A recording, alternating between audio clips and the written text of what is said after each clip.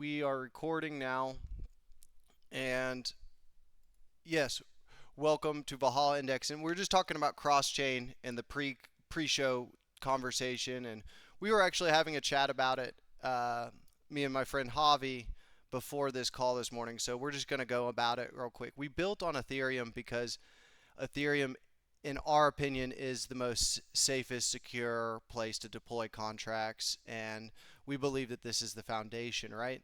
And what we want to do when we scale to other chains and go to Solana, go to other rollups, Arbitrum and Barachain, other layer ones, maybe Sui, whatever. I mean, I will look at those. Also, the community at any time can also pivot and change where they would like to go. But we were thinking that we could be creative and innovative and do things that people have never done before. And one of those things we were thinking about was like if we were to be able to bridge P Valhalla. So instead of, most people would bridge Odin, but what if we were to get Odin bridged and P Valhalla bridged, but more particularly focusing on P Valhalla and then getting that tax token on other chains. And so making the yield bearing asset that is P Valhalla more accessible to the masses, because to a degree you made a point also too that Ethereum DeFi is just inaccessible, and I understood this as an ETH DeFi guy that like I get to turbo send on ETH. I don't ever care about gas. I've never cared about gas. I don't care about it. It doesn't equate to me. If it's 200 gas, I send 220. Like that's my mentality. I that's just how I function. So here we go. We're going to start off with a nice little quote from Izuku, or also known as Deku, and this is from My Hero Academia. It is, sometimes I do feel like I'm a failure, like there's no hope for me, but even so, I'm not going to give up ever. And I'm not going to lie, sometimes I feel this way, and I just breathe through it, and we get through it, and we keep going. And I just want to let people know that that is, something we all experience, right? That we all experience this sense of not feeling like we're doing the best, or it could be better, or that, but it's just like in those moments, it's we just don't give up and we keep going. Uh, we have this letter right here, and more so, my points right now is just I'm really happy with how the community's handled the last few days, and just like the chat being really chill. I feel like I was able to have one of my best movement training days yesterday on like a red day, and it was just like really grounding for me. I hope yesterday was grounding for y'all as well. It sort of brought us back to earth, took a breath, and I think all of us feel a little bit more stable now that it's just sort of chilled out. And so I'm happy with the community and where they're at, and where we're at in terms of just mentality, and focus and drive.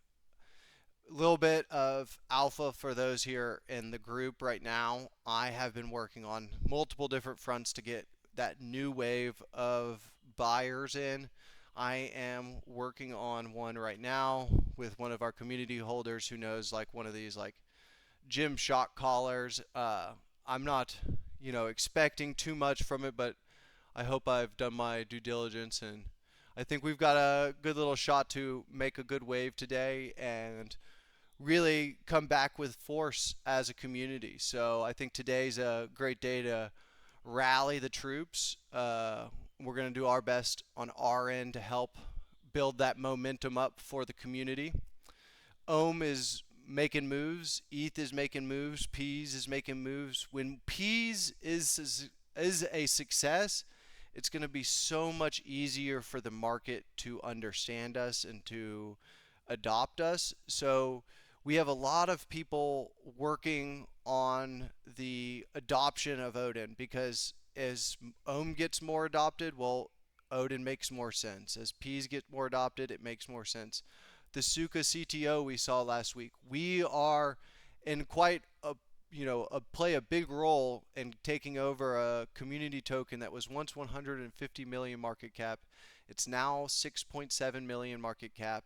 It's got exchange listings. It's got a cult community who's accumulated all above this range. And we're like the 15th top wallet holder. And that really puts us in a position to be one of the leaders and the champions of this community takeover. And in a way, Valhalla has acquired Suka. We're not going to, establish that because everything is ownerless and not owned. But at the same time, we do have a claim on the Suka Dragon, and we have a financial interest in their success, and they have a financial interest in our success, just like everybody, Peas, Apu, and the such. We won't go over too much other than I want to go over supply has dwindled. I helped amplify this a little bit myself, but I would say 40 to 50,000 of that's quite natural, coming from real yield, and had a good amount of growth. Obviously, that's changed. And another thing to mention here and to notice was that the supply of the community went down, but the total Odin and the permanently locked liquidity went up. And basically what this means is that when we have a level of bullish wave in Odin, that bullish wave then trickles into all the coins that we just invested into, okay? Then when people take profits on Odin, it is the people buying on the outskirts, on the Suka, the Apu, all the charts that we just helped print.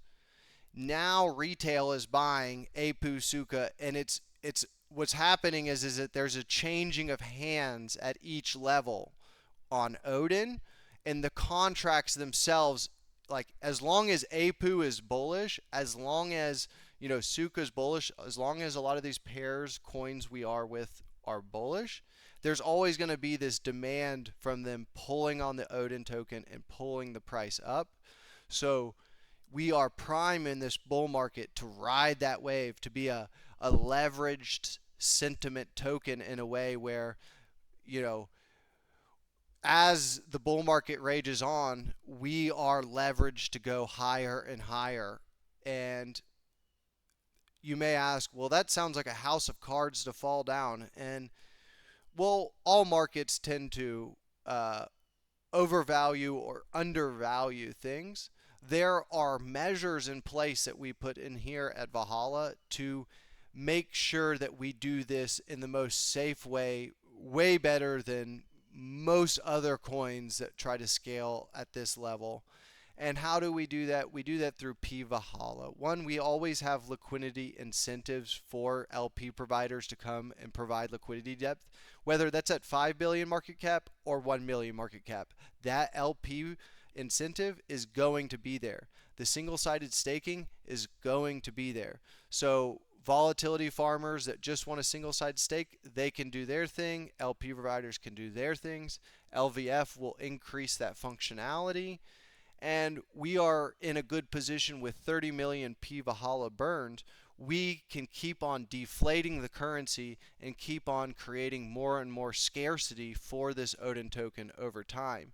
What this also means with a single-sided stake position of 30 million P Valhalla is that we have over $200,000 permanently locked in liquidity earning yield right now. And at 1 billion market cap, we will have over $300 million permanently locked earning yield in Odin tokens, permanently removing those away from the market. Always, always, always. And so there's this deflationary pressure that allows us to scale at a different level than most people because the economics are right, the code is perfect, and yeah, we're good. So we have total liquidity value. What did the price went up, total liquidity value, and the ratio to market cap went up. How does this happen? One, it's because our paired tokens went up. Suka went up, Apu went up. Ps were doing good at that time, but also additionally, P Valhalla and P Hala attracted some liquidity providing this over this last week, and an LP provider showed up with 10,000 in liquidity. I'll tell you from my end right now, I'm personally working with and talking to some of our biggest whales about getting more P Valhalla POM liquidity added because This, I believe, will show the community that we mean business, that we are here to stand by our token and we are willing to back it and we are willing to ride the waves. But also, the more liquidity in P Valhalla P Ohm, that means the more horsepower in our deflationary engine. So that deflationary engine is increased and the deflationary pressure on Odin is increased, which then creates more scarcity for Odin, higher demand by all the 16 different LPs, and we just keep on going up, up, and up. This is the way, my friends. We just keep going up. Okay, we have this. You can see how this LP 100 grew, right? Let's look at P's. P's actually stayed around relative the same. APU, that was when we knew grew. Look at that. Look at that little growth. APU here, APU here. Okay? So we see that translate.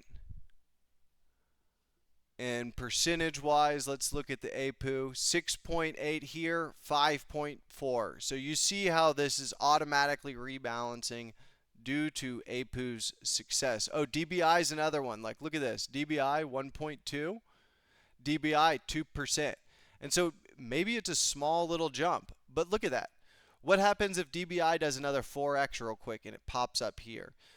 Realize that when DBI starts shooting up, it is pulling Odin from all of these other pools to do it. And so in doing that, it increases the size of those LPs. So in a bull market, you're going to see all these coins fighting over Odin, and there's nothing we can do about it, man. It's permanently locked. SHIB's fighting for it. If it goes boom. And you know, the crazy thing is that each one of these cult communities, they all think that their token is the best token, right? So Suka thinks their token's going to $55. Peas thinks it's going to 100. ETH maxis are like 20, 25K this cycle. Bitcoin people think 300K easy. Probably not. APU don't even need to mention it. Ohm.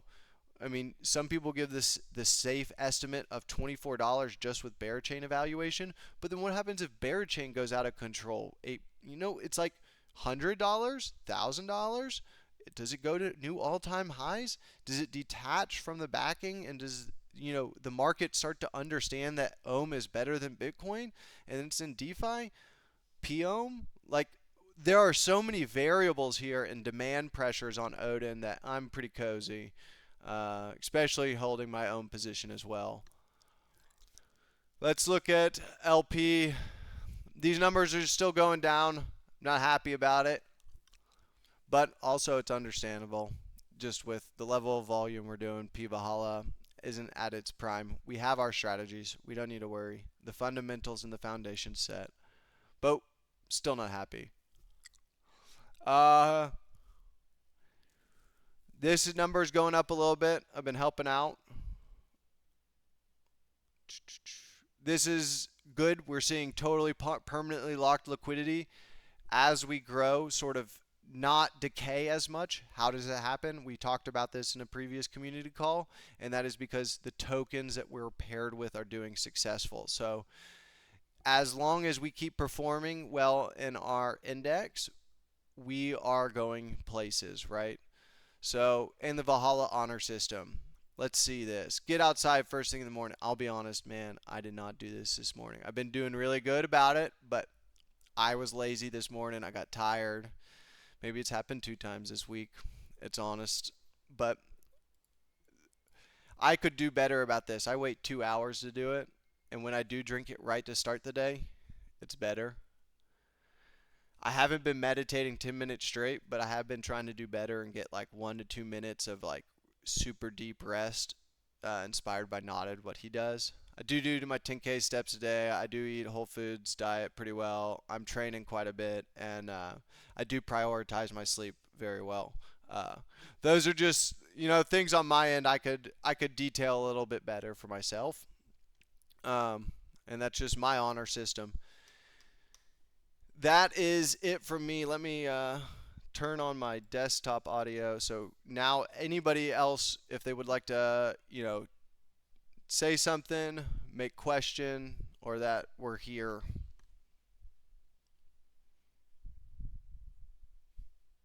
Oh, good stuff, brother. Good stuff. So, just going back to what you were saying before, because this is the first time I joined in. The liquidity pairing you're doing is on different chains, yeah? No, no, no. Everything we've done is on ETH. All we did was just start the call with saying that, like, in the future, yes, I want to explore all that, but right now I'm really super focused in on Ethereum because I think maybe 10, maybe 15, 20 million market cap, we should start knocking on the doors of potentially bridging out there. But there needs to be a fundamental value core base on Ethereum, in my opinion. For a protocol like us, I think lots of different protocols exist on different levels. What we achieve, what we attempt to achieve in terms of providing a multi chain liquidity network infrastructure, it's very paramount that Odin Ethereum liquidity depth is on point success first, and Mm, then branch out and not try to diversify too fast out that way. perfect. I know. I was just looking at your graph. So, all the coins that you paired are on the ETH chain. I just didn't. You just Yes. spelled. Oh, yeah, those ones there. Ah, okay. Yeah, now I'm with you.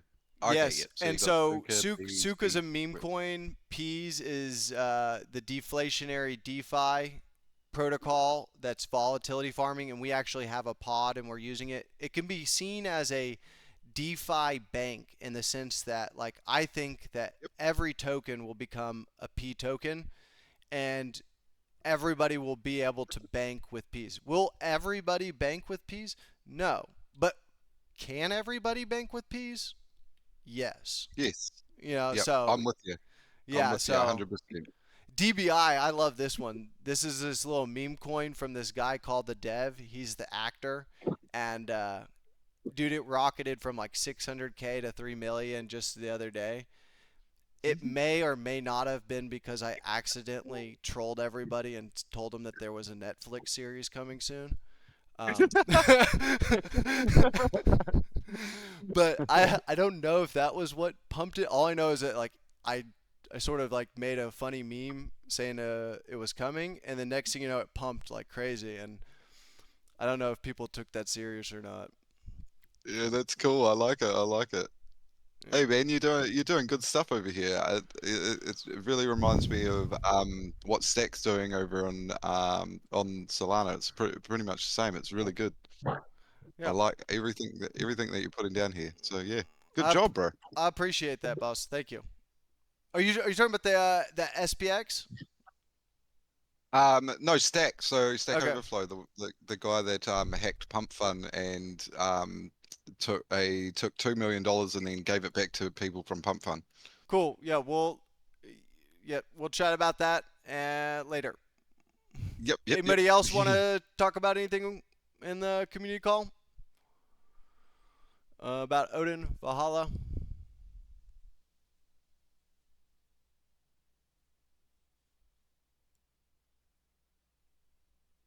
Can anybody peer it? Actually, yeah. Can anybody just go and peer it? Like, Yeah, if you can. I, Anybody can do it. Odin or P Valhalla. People have already done that. People have done P Valhalla Bomb. They've done Odin and some other tokens. I will support the what's, ones that I think are actually beneficial and are helpful. But what's your algorithm for base rate and stuff? Like, is that set out, like, do you have a UI for it, or what are do you you mean just base peering it? rate? For peering the tokens. So say, Valhalla and, Suka or something. I one they're all paired and just permanently locked and sitting there. And so for now on, like, that is just sitting there, and there's no like going to be there's no promise that I'm just going to sit here and keep pairing more tokens or burning them. Uh, what I've just said is I'm going to keep pursuing my Pivahala die strategy and Pivahala Pax G strategy. You can see if you check out the macro video, there are a lot of explanations about how the liquidity network works and how we plan to expand the liquidity infrastructure and support its growth. Right, So right, right. yeah, So they permanently lock forever for so to generate buy pressure. no, no. To I permanently locked them because it's like essentially like this. I have a vision to build an entirely vast decentralized liquidity network. I permanently lock these positions because part of that liquidity network needs to be completely trustless and it needs to be reliable to everybody who builds on it. Like Ah, I no see. I see. no developer is going to develop AI trading strategies for a 16 liquidity pool system that uh, doesn't that could be rugged, right? But Yes. Yeah, but yeah, I'm but with you like now. Yeah. in my opinion, it's like it's not just about liquidity pools. It's about AI. It's about AI trading bots. Because what happens when I'm not going to be a developer. I'm not an AI trading dev developer. But something tells me that if you have 16 liquidity pools and you set an AI bot to sort of manage and try to trade it, there's money making opportunity here for people to be making money uh, as arbitrageurs, as traders, as liquidity providers.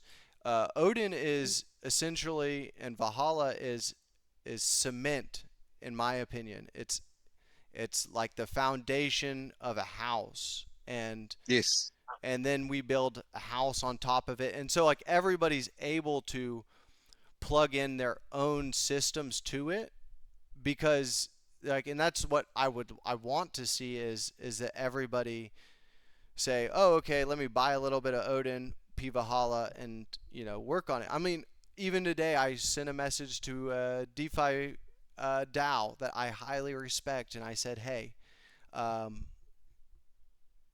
what would your thoughts be if I give you Odin tokens, and I'll give you them for free if you pair it with your DAO token and you keep it in your DAO, and you just hold on to it, and that way the community has exposure to y'all, you have exposure to us, and we have that friendship and relationship together. Um, Great people.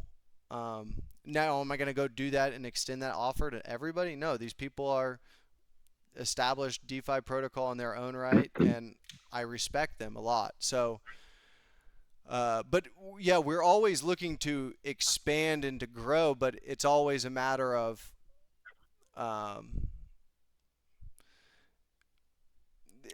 context. It's gotta be justifiable for you. It's gotta be Yeah. viable. I think it's really good. So yeah, basically what you're doing with your peering is you're generating buy pressure for other people by permanently locking the liquidity so that it's anti-ruggable. So basically nobody can rug it because you've set a limit to how low the chart can sort of go. Um, I think it's a really good approach to DeFi. Good job. I appreciate it. Yeah, and also it all compounds inside of it too, right? As long as we all just leave the system be and we all go do our own thing, it will just keep compounding these tokens as they trade amongst each other Mm. on chain. So, Is there any yield for investors that do permanently lock it, or is it just that is sort of a way of just keeping it inflationary rather than deflationary? it will with it being their V2s just compound the point 0.3 fee Yep, yep, yep. every time, and so it all just sitting in there compounding. Perfect, perfect. Yeah, no, I'm loving what you're putting down, dude. Good job. Thanks, man. I'm enjoying the cruise myself. Because for me, I love just like I like some people have asked me, and they're like, but like, can you like pull the liquidity out? And I'm like, no, but like that's not the point, dude. It's like, like, Yeah, yeah, yeah. but they're very stuck on the fact that like I can't inherently pull it out, and I'm like, Well, they they don't understand the formula that you're creating. So you're creating an entire ecosystem by having, like you said before, a stable block, a stable foundation. You have all these blocks that create the floor, and you're basically building a floor, like literally like on the chart and on the ground, where you can stably stand without falling over. Exactly, because we use diversity. Because I learned too throughout all of my crypto journeys that like diversity is really the only way to succeed, and that also with the index we may experience like short-term rebalancing in the sense of like deciding who our winners are. But like, what if APU goes to 50 billion market cap or something crazy and it outperforms everything and we just become like a, an APU strength coin, right? Who knows Mm-mm. what happens here in terms of which coin is going to take what if it's peas? Peas I feel like could go much higher, especially if the deflationary effect kicks in to another degree. And we haven't even hit a deflationary DeFi renaissance yet where people even understand that this is possible to have deflationary DeFi and not like just be emitting tokens out the wazoo to financially incentivize a network. Well, I think it's coming. I think eventually there's only like 4.1% of the population using crypto. Once it sort of hits 10%, we'll start seeing those deflationary numbers. It all works on the population. The more money that flows in, the more money that flows out, and you'll need to rely on you know structures like this that you've created in order to have a level playing ground. I appreciate it. That's you get it. Good times, We're man. getting there. We Yeah, we yeah, yeah. we are, man. It's a process. It's a stepping stone. We don't have website coming soon. I guess I could put the other little website that somebody's made, but it's all good. Uh, if there's nobody else that wants to say anything, I think we'll just wrap it up there for the YouTube video because I think that was actually a good amount of like chat right there and give some people some context and education. I appreciate that. Like, okay, Yeah, yeah.